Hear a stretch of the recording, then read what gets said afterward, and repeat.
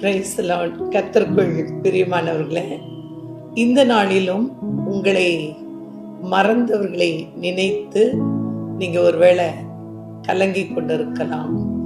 நம்மை நினைக்கிறதற்கு யாருமே இல்லையே, நம்மோடு இருந்தவர்கள் இப்போ நம்மோடு இல்லையே, அல்லது சூழ்நிலைகள் எல்லாமே எதிராக இருக்கிறதுன்னு தனிமையில நீங்க இருக்கலாம். வேதாகத்துல நோவா என்கிற ஒரு மனுஷன் இருந்தான். தேவனுடைய வார்த்தையின்படி வாழ்ந்தவன், தேவனுடைய சித்தத்தை செய்தவன், அவருடைய எல்லா காரியங்களையும் நிறைவேற்றினவன், பேழைக்குள்ளாய் தேவனுக்காய் காத்திருந்தவன். அந்த நோவா அவருடைய நாட்களில உள்ளே இருந்தபோது ஒருவேளை என்னை தேவன் மறந்து போனாரோ என்று கூட நினைக்கிற அளவுக்கு சூழ்நிலைகள் இருந்திருக்க கூடும். வேதம் சொல்கிறது, ஆதியாகமம் 8ஆம் அதிகாரம் 1வது வசனம், தேவன் நோவாவையும் அவனோட கூட பிழையில் இருந்த சகல காட்டு மிருகங்களையும் சகல நாட்டு மிருகங்களையும் நினைத்தருளினார். தேவன் நினைவு கூறுகிற தேவன். நீங்க எந்த சூழ்நிலையில இருந்தாலும், யாரோடு இருந்தாலும், தேவன் நம்மை நினைத்து கொண்டே இருக்கிறார். அவர் நினைவு கூர்ந்ததுனால என்ன செய்தாரா, தேவன் பூமியின் மேல் காற்றை வீச பண்ணினார். அப்பொழுது ஜலம் அமர்ந்தது.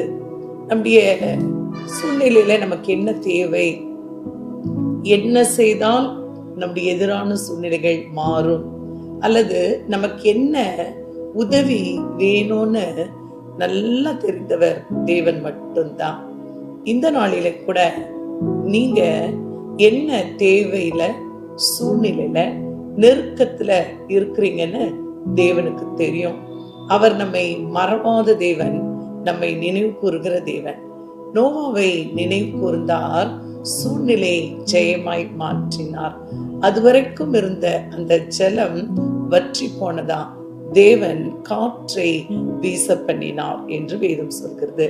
இன்றைக்கும் உங்கள் வாழ்க்கையில எது தேவையோ அதை தருகிற தேவன் உங்களை பார்த்து சொல்லுகிறார், நான் உன்னை மறக்கவில்லை.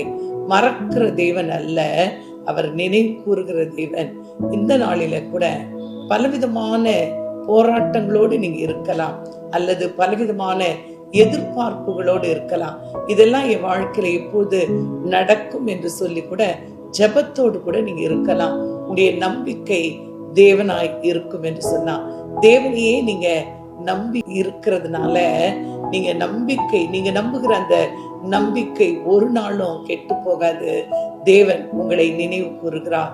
இந்த நாளிலே அவர் உங்களை நினைவு கூறுகிறதை எப்படி நீங்க அறிந்து கொள்ள முடியும்? நீங்க பாருங்க, நீங்க இதை நம்புங்க, நீங்க விசுவாசிங்க. நீங்க எதற்காக காத்திருக்கிறீங்களோ அதை விட அதிகமான காரியங்களை தேவன் உங்கள் வாழ்க்கையில இன்றைக்கு செய்வார். தேவஜனமே, யோசுவா கூட மோசே மரித்து போன சூழ்நிலையில உடைந்து போய் தனிமையில இருந்தபோது தேவன் சொன்னார், யோசுவாவின் புத்தகம் 1:5, நான் உன்னை விட்டு விலகுவதும் இல்லை, உன்னை கைவிடுவதும் இல்லை. நம்மை நினைவு கூறுகிற தேவன் முதல் ஒரு காரியத்தை செய்கிறார், நம்மோடு கூடவே இருக்கிறார். யாருமே இல்லை என்கிற நினைவுகள் எல்லாம் விட்டுட்டு தேவன் என்னோடு தான் இருக்கிறார். எல்லாவற்றையும் அவனோடு கூட இருந்த காட்டு மிருகங்கள், நாட்டு மிருகங்கள், உள்ளே இருந்த சகல சூழ்நிலைகளை அறிந்தவர், நினைவு கூர்ந்தவர், வெளியே இருந்த எதிரான சூழ்நிலைகளை ஜெயமாய் மாற்றினவர். நோவாவையும் அவன் பிள்ளைகளையும் தேவன் ஆசீர்வதித்தார் என்று வேதம் சொல்கிறது. இன்றைக்கு உங்களையும் உங்கள் குடும்பத்தையும் உங்கள் சந்ததியும் உங்கள் பிள்ளைகளையும் உங்கள் துணையையும் ஒருவேளை நீங்க வைத்திருக்கிற சகல காரியங்களையும் ஆசீர்வதிக்க தேவனாலே முடியும் என்பதை நம்புங்க.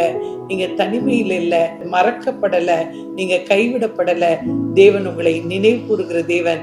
அவர் நினைவு கூர்ந்திருக்கிறார். உங்களுடைய காரியங்கள் எல்லாவற்றையும் ஜெயமாய் முடிய பண்ணுவார்.